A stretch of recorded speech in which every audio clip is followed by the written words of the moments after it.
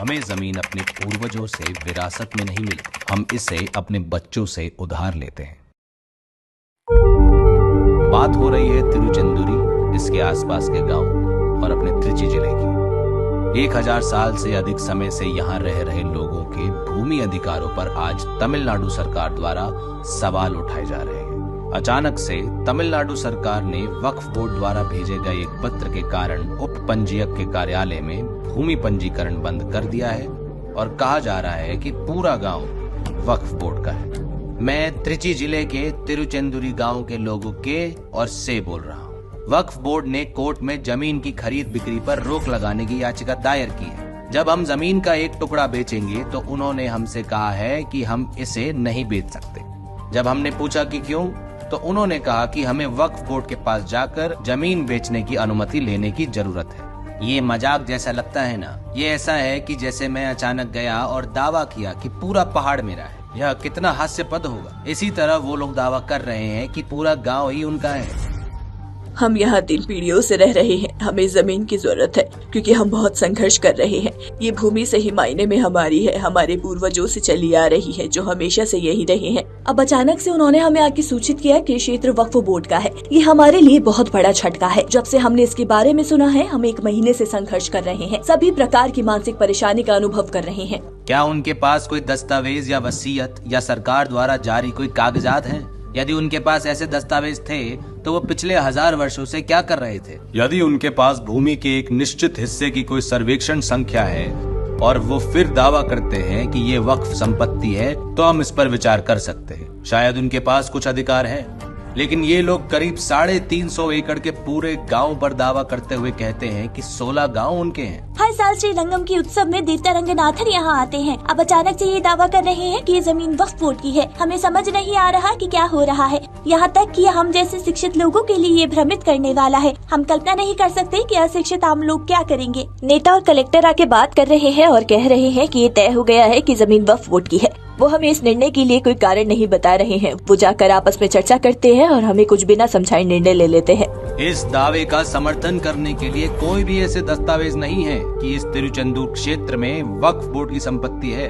जब हमने उनसे पूछा कि उनका एकमात्र दस्तावेज क्या है, तो उन्होंने कहा कि ये सरकार द्वारा दिया गया था। उनका दावा है कि उन्होंने सरकारी रिकॉर्ड के आधार पर निर्देश प्राप्त किया। इसलिए हमें आश्चर्य हो रहा है कि क्या सरकार उनके साथ मिली भगत कर रही है। तिरुचेंदूर में न केवल घर और खेत, बल्कि 1000 साल पहले चोलों द्वारा निर्मित एक शिव मंदिर को भी वक्फ बोर्ड की संपत्ति के रूप में दावा किया जा रहा है।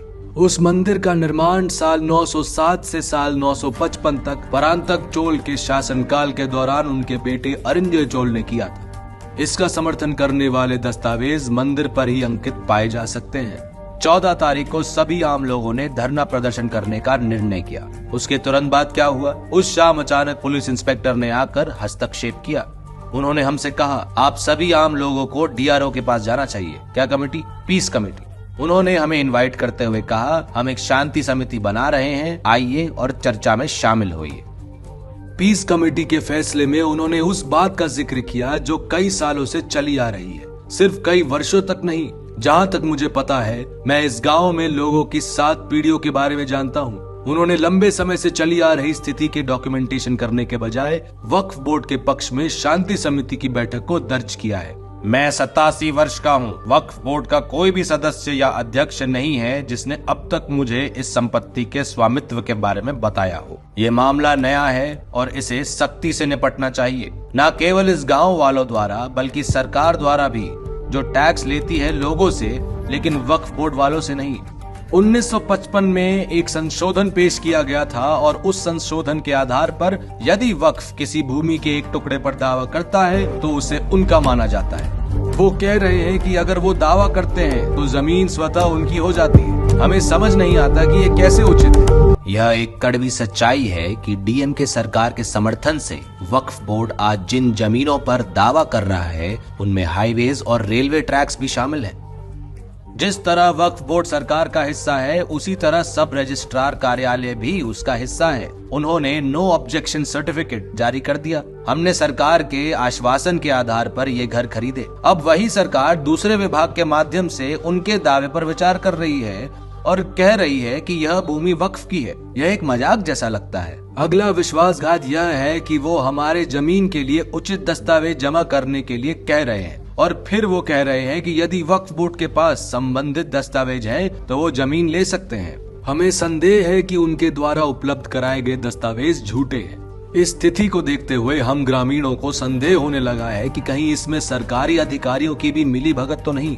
हमने सभी आवश्यक दस्तावेज जमा कर दिए हैं और एक याचिका भी दायर की है, लेकिन अभी तक ऐसा नहीं लग रहा कि हमारे हक में कोई कार्यवाही की गई है। केंद्र और राज्य दोनों सरकारों की ओर से तत्काल समाधान आना चाहिए। उन्हें त्वरित कार्यवाही करनी चाहिए और हमें सुनिश्चित करना चाहिए। सर, हम आपसे विनती कर रहे हैं, अगर ये हमारे घर छीन लेंगे तो हमारे पास रहने के लिए कोई जगह नहीं बचेगी।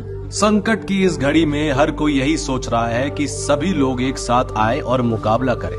कहने का तात्पर्य ये है कि एक सामान्य व्यक्ति जिसने जमीन का एक टुकड़ा खरीदने के लिए संघर्ष किया है, लोन लिया है, घर बनाया है और वहाँ रह रहा है, वह पहले ही संघर्ष का जीवन जी रहा है। अगर इस वक्त कोई आकर कहे कि संपत्ति उनकी नहीं बल्कि वक्फ की है तो आम लोगों पर क्या असर होगा? अभी बहुत अशांति है। हमारा पूरा गांव बहुत आक्रोशित।